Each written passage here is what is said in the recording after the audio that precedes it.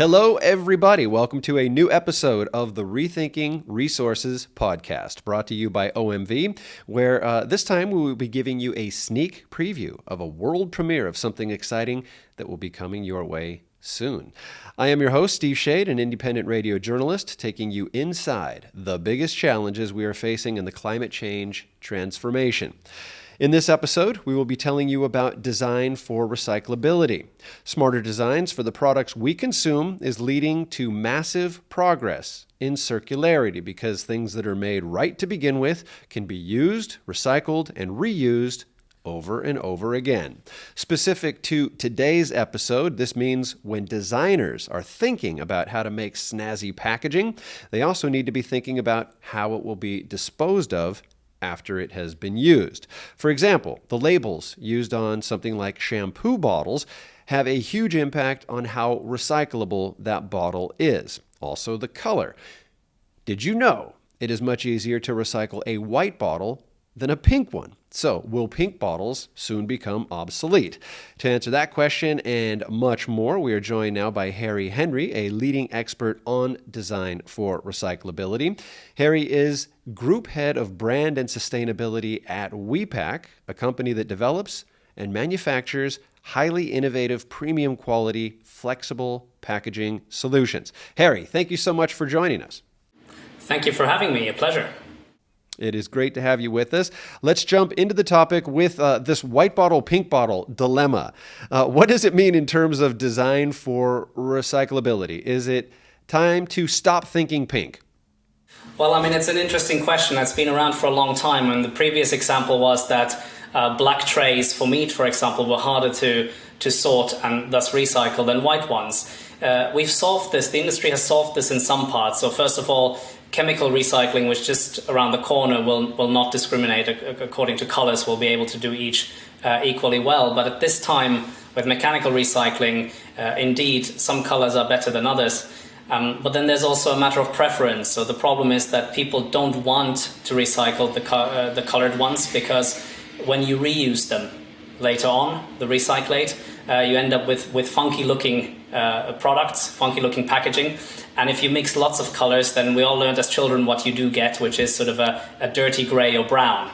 But again, this is a question of communication and how we talk about these things. So there's great examples in the market. For instance, here in the UK, Waitrose some time ago had Tupperware boxes which were made from recyclates. And yes, they looked ugly, but they turned that into a virtue, and they marketed them as hey, we look funny and we all look a bit different because we are actually fully from recyclate. So I think these, to a large extent, these are also questions of behavioral science and how we discuss these topics.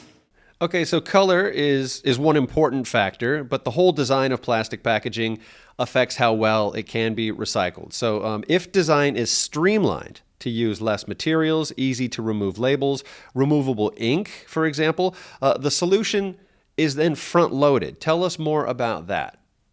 Well, first of all, as you already put it, the hierarchy goes reduce, reuse, recycle, and anything that we can reduce away or that we can just simply not have in the value chain in the first place is always a win.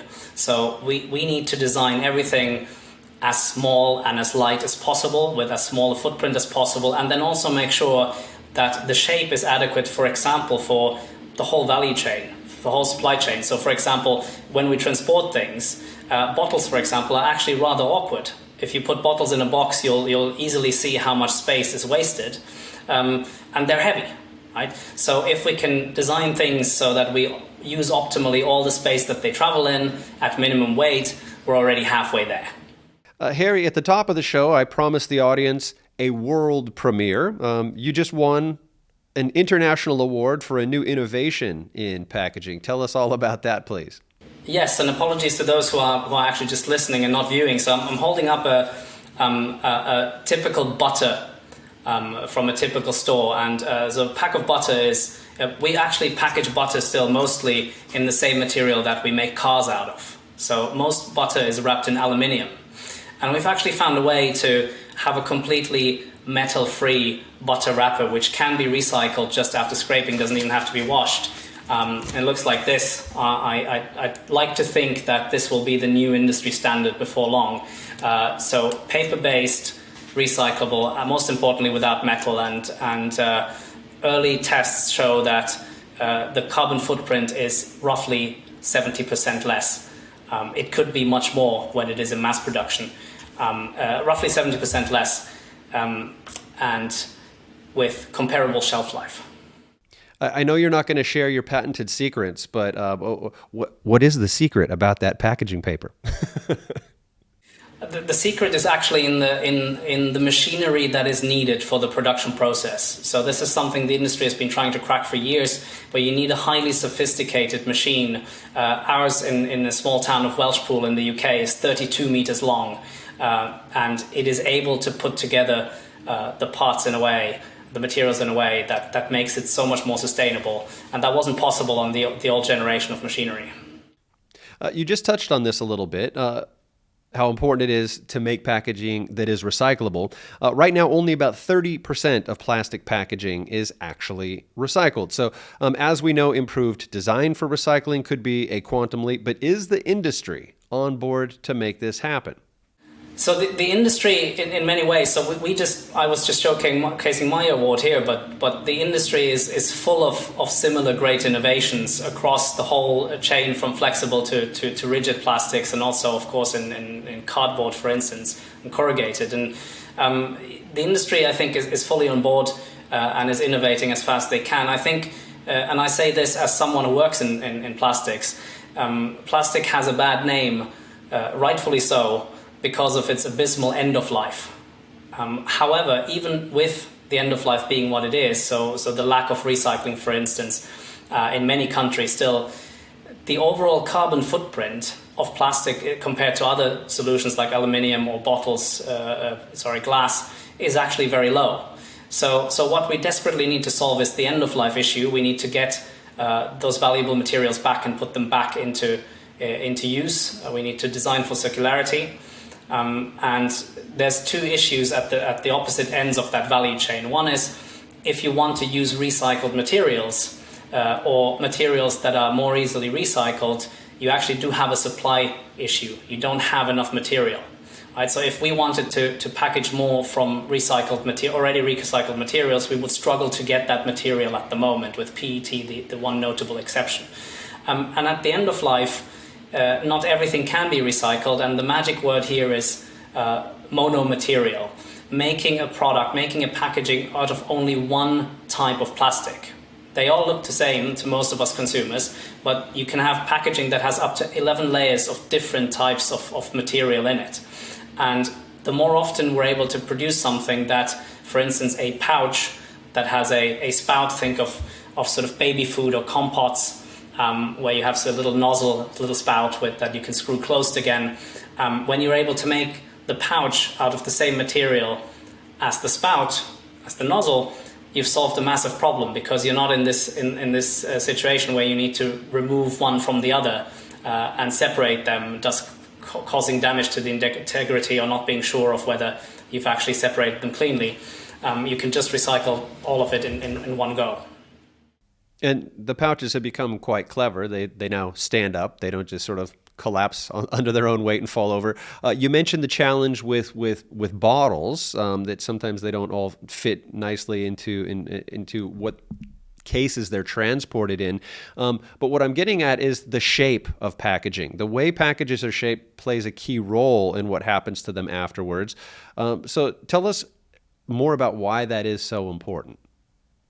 At every step of the supply chain, right? Whether it's in when people carry them, when people transport them, when they're in sort of in the logistics chain, when you put them in a shelf, and also how well they sort of go into the sorting, how well they fit through the sorting and the recycling process. It's all down to the design. And the different parts of the supply chain will require different types of design, unfortunately, often. So it's actually a slightly tricky problem to solve. It will be solved, and designers are solving this problem, but you have to be very, very particular about understanding each part of the supply chain, so that your design is in line with what that part requires. And that, of course, means that you need to go a product at a time, that you test with all the different players in a particular value chain.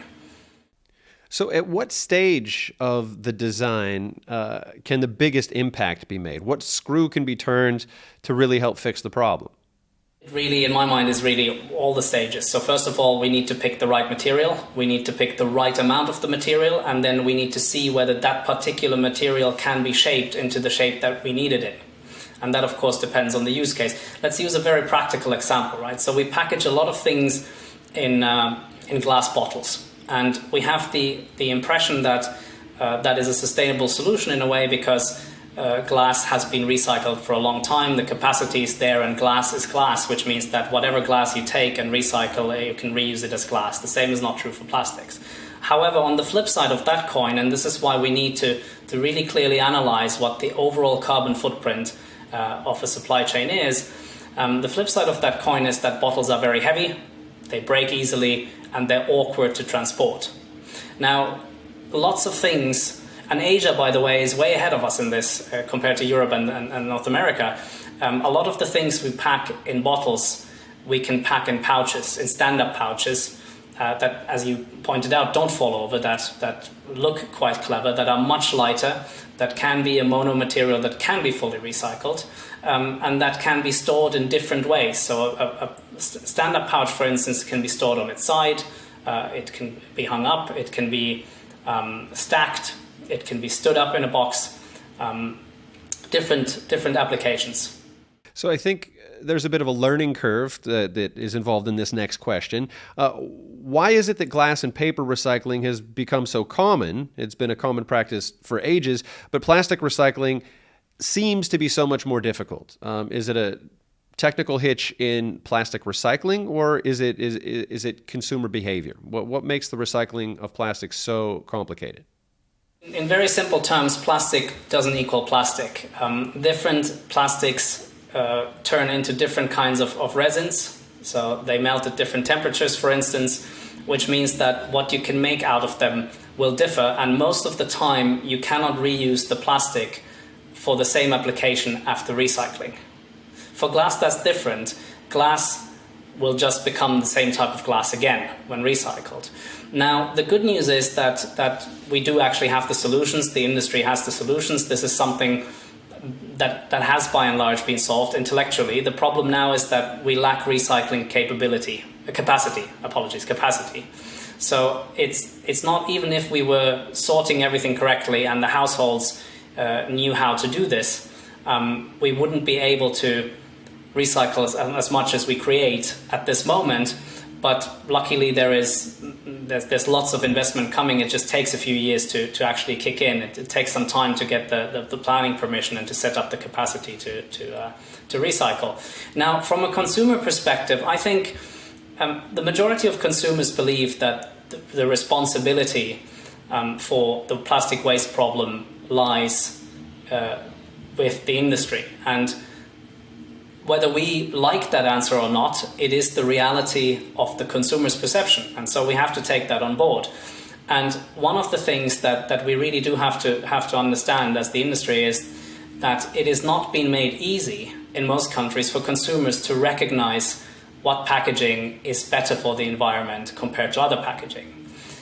It's not easy to make the choice. When you run through an average supermarket on a Friday night with your children in tow and you see the same type of cheese packaged 36 different ways, you're not going to turn every single one of them around and go looking for that little sign that says this one's slightly better than the rest.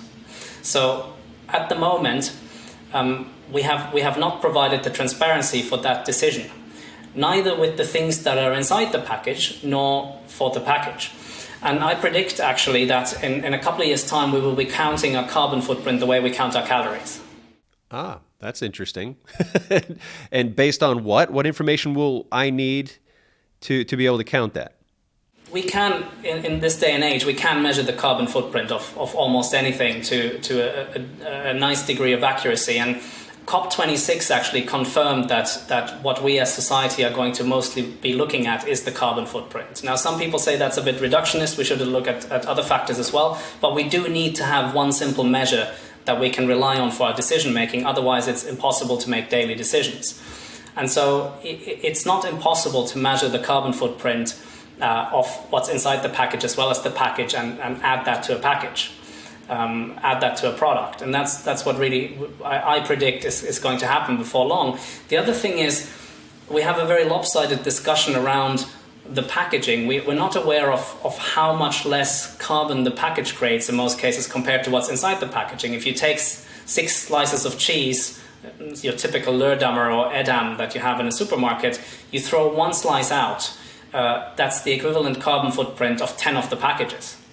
And so we need to be very clear on what creates problems. The end of life of plastic does, absolutely, but so does food waste, and so do some resources or some packaged goods compared to others. They have a much higher footprint, and we need so much more clarity as the consumer to be making responsible choices. At the moment, we're completely at the mercy of whoever is telling the best story around the facts, but we're not able to compare.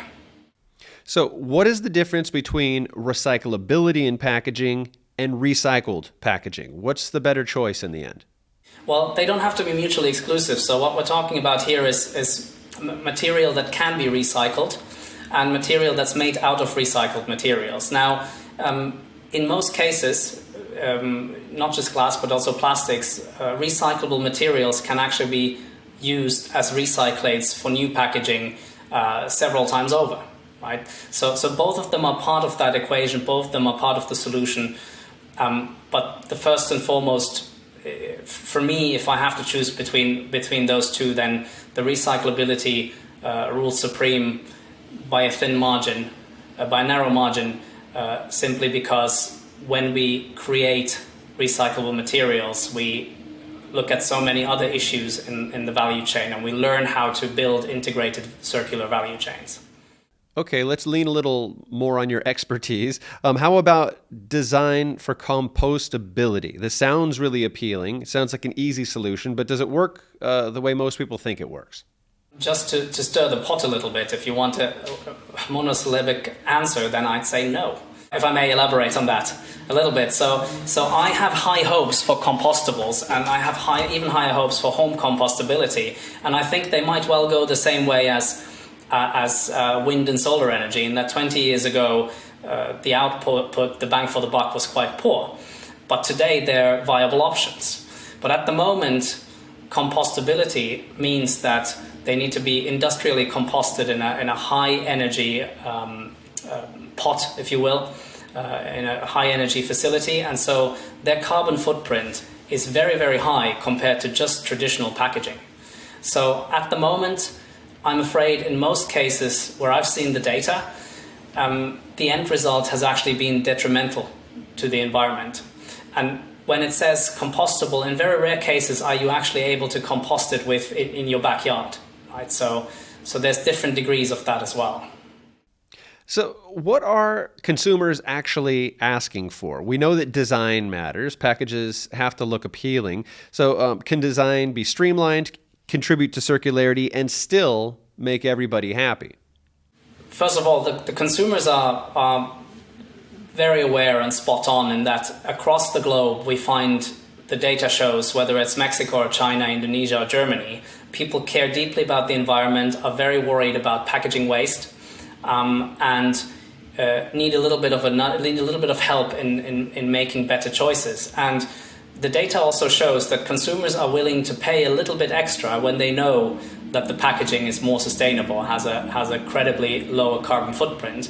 But no one, including myself, is willing to pay extra when we don't have the transparency to understand that that is actually the case. And so when we design, one of the things that when we talk about designing for recyclability or designing for circularity, absolutely, that is exactly what we must do, and that's what many players are doing. We also need to design for the consumer decision, and sometimes we forget that because the consumer needs to take an action. He needs to make a choice. He or she needs to make a choice when they choose what they consume, what they purchase, and they also need to be able to make an easy choice around where to put it, how to facilitate the end of life. And currently, we're not perhaps spending enough time on making sure that consumer choice is also as easy as designed for circularity is going to make, for instance, sorting. Let's talk about some numbers and market share. How big is the actual share of sustainable packaging currently, and how big will it have to become to make a difference and really accomplish circularity? Not big enough. The share isn't big enough. It's not very big yet, but the question can't really be answered without delving a little bit into what exactly is sustainable packaging, because for example, if you ask me whether a packaging is recyclable, then the first question I need to ask you is, where in the world are you? And in what region in that part of the world? Because recyclability differs by not just by country, but also by region. And not just recyclability, according to the legislation that's in place, but also the degree to which the capacity is available and things are actually recycled. So we have a lot of materials that are considered sustainable in terms of that what we could do with them, but do we really? Not yet.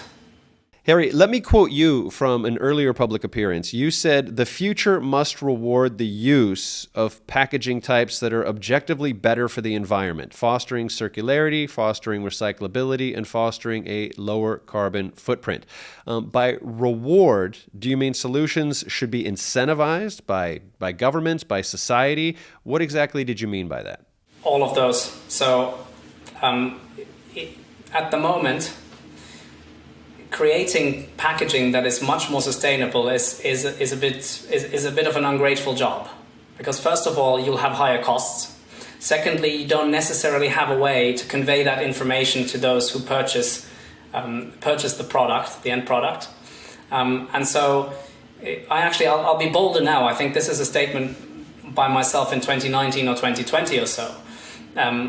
I think we've now decided as a society that what we are going to measure is the carbon footprint, and so we need to use every lever that we have, from tax incentives to societal incentives, to make sure that it's as easy as possible not just to create but also to choose more sustainable solutions.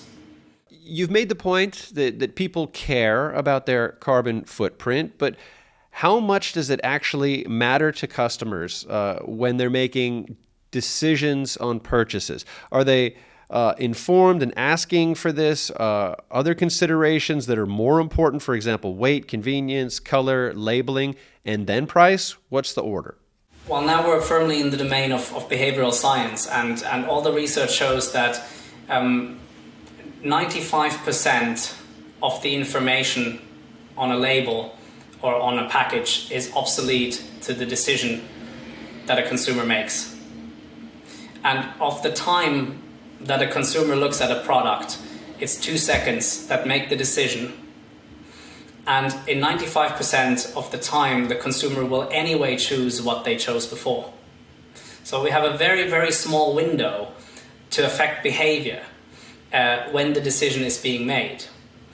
But then on the other hand, so sustainability rarely, you rarely lead with it when people make a buying decision, right? So we buy things that we want, not things because we need them, and certainly we're not making a decision to buy something because it is sustainable, otherwise we wouldn't buy it at all, right? So we make that decision first. But then the interesting thing is that, when we want a pizza, we want a pizza. We'll order a pizza, we'll try to order the best one. While we eat the pizza and we read that this is actually a sustainably sourced animal welfare inducing pizza producer who also has a completely recyclable package around the pizza, we are more likely to make that same choice again. I think that's the nuance. It's not just in the moment where people make the purchasing decision where they need to be able to see very quickly, okay, this one actually marked as reliably sustainable, I want to pick that one. But it also has long-term implications of how we make decisions in the future. If we liked something, we're more likely to return to it if it's in line with our values. And again, research shows that consumers feel very guilty, are very unhappy about the choices that they're forced to make, and there's that lingering feeling of not really being in control of sustainability around the household. And so again, household sustainability is what consumers care about the most. That's our own sphere of influence. That's where we want to be in control of being better humans, if you will, better consumers, more sustainable consumers. And when we feel that we don't have that transparency and that control, that distresses us. So whenever we're able to provide the signals, both for the decision and then for the long-term decision making after that, we're winning. So how can we as consumers be more proactive rather than reactive? How can consumers support and steer design for recycling and the actual recycling process? What can we really do in terms of which products we buy, how to deal with the packaging after use? How do we steer the industry in the right direction? Well, first of all, I think consumers are doing a better and better job at letting their frustrations be known among the industry, which is helpful, and the retailers are, of course, a big part of steering that conversation. The other two things that consumers can do, one is be as informed as possible about what really causes a carbon footprint, because a lot of the time there is misinformation in the market. We make assumptions about what's better for the environment when, in fact, we're kind of hurting ourselves, we're shooting ourselves in the foot by choosing solutions that in the short term have much higher carbon footprints. Then the other thing is it's good to remember the adage of reduce, reuse, and recycle. So if we're able to reduce, not use something at all, that's the best. If we're able to use, for instance, refill solutions or very lightweight solutions, also good. And then if we must, then we should make sure that we actually do have a good look at the package that we hold in our hands. Take your average tomatoes in a tray with a film on top. In some cases, you can recycle the whole thing, and in some cases, you need to take the film off. And as consumers, we need to do two things. First of all, we need to have a look at whether we can recycle the whole thing or whether we need to separate them. And secondly, we need to choose the ones and make that choice and choose the ones where we don't have to separate. To send a very clear consumer signal to the industry that we don't want the kind of material that makes it difficult to recycle and that sets us up for failure even before sorting. So now, a question about the big picture, Harry. Where are we on the timeline in terms of where we are today and how far we still need to go before we can say design for recyclability is a success? We have examples where we are successful, right? So it's there, but in terms of the scaling, we need to accelerate. And it's a little bit difficult to do. I feel the frustration of the people who actually do the design because they're designing for something where they don't know how soon it's going to happen, or they design for something where they know that this intermediate solution is actually going to be gone in a couple of years' time. So we are, to answer this in much briefer terms, we are encouragingly close and at the same time way too far out. Thank you very much, Henry, for giving us so much insight into design for recyclability and how you expect it to contribute to the circular economy. Also, congratulations on the international award you picked up for the innovative paper product that we'll be seeing soon on our supermarket shelves. We hope you all out there listening and watching enjoyed this episode. Again, if you listen to the podcast and want to watch the conversation with Harry, head over to OMV's YouTube channel. Or if you have feedback or questions, comments, please write us an email to podcast@omv.com. We would love to hear from you. For more background information on design for recyclability, check out our show notes where you will find links to lots of valuable information. And that will do it for us this time. We hope you will join us again for the next episode of Rethinking Resources.